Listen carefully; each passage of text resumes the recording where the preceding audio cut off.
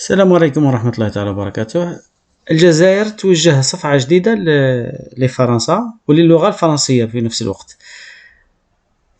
قامت وزارة التربية الوطنية بمنع تدريس المنهج الفرنسي في المدارس الخاصة، وهذه حاجة مليحة لأنه هذه المدارس هذه هي مدارس جزائرية خاصة، وهي مطالبة قبل كل شيء أنها تقري وتدرس المنهاج الجزائري، معناها تدرسهم باللغة العربية وتدرسهم الأمازيغية وتدرسهم كل المواد اللي يدرسهم الأطفال الجزائريين.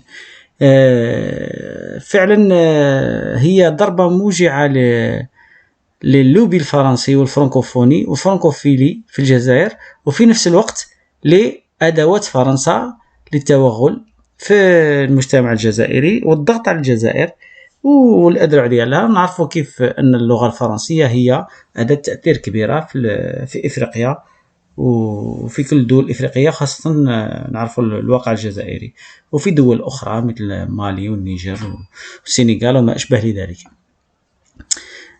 المهم، هذه نقدر نقول الوزير بالعابد أن تأتي متأخرا خير من أن لا تأتي، رغم أنه هذه الأمور كانت موجودة قبله، إلا أنه مثل ما صفعته فرنسا يعني بهذا القرار. هذا القرار حير الأغلبية الصامتة وأصاب بصدمة الكثير من الناس. اكتشفنا أنه حوالي 600 مدرسة خاصة تدرس البرنامج الفرنسي بدون ترخيص ولا رقيب ولا حسيب ولا محاسب، وتحضر الأولاد حوالي 2000 طفل، ومن بعد تجيو تكلمونا على الطابور الخامس. يا أخي، راه هذه كنتو هملتوها يا أخي. وشنو هذا؟ أغنم بلا راعي. مدارس في بلاد مستقلة. انتم الدولة الجزائرية عطت تصريح لفرنسا دير مدرسة في باريس، ومن بعد سمحوا لهم بعد في وهران وفي عنابة مدرسة فرنسية اللي يقرأ فيها الفرنسيين.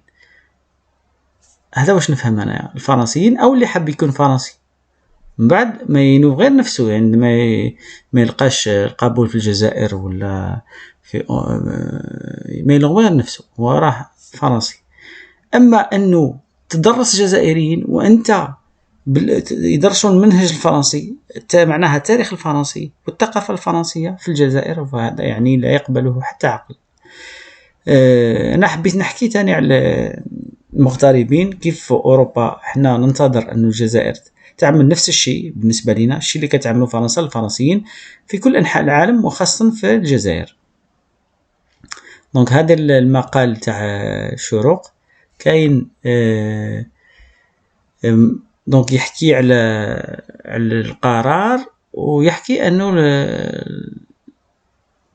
الإعلام الفرنسي تكالب على هذا القرار، ونفس الشيء دائما راح يحملك المسؤولية أنك أنت يعني كدولة أنت ترجع ورجوع للخلف وحرمان التلاميذ من دراسة لغة موليير وكل شيء. وهما العربية باش تقري العربية في فرنسا يحبلك تقري العربية في فرنسا ولا تحفظ ولدك القرآن ولا تبعته للجامعة، يحاسبوك على كل شيء حتى بنتك، ويحاولوا يمنعوك أنك تلبس طويل ما تلبسش حجاب ولا. وحتى شفتوا حتى في بلجيكا كيف خرجوا المظاهرات ضد تدريس الأولاد المثلية وما أشبه لذلك والعياذ بالله. دونك كل واحد يفرض الثقافة ديالو، احنا ثقافتنا أيضا هذا هي. دونك هنا لو موند يقول باللي بغوسكم، معناها باللي خدعوا هاد الأولاد وراح يكونوا ضحية. دائما فرنسا لما تصاب في مخدع تقول لك باللي احنا ضحية وإحنا تم كذا وهادو الناس راهم همجيين وكل شيء. هذه دائما عندهم نفس الحكاية. دونك هنا فرانس 24 نفس الشيء، نفس الخط التحريري. لو موند دونك اكتشفنا باللي تقريبا 600 مدرسة. والسلام عليكم.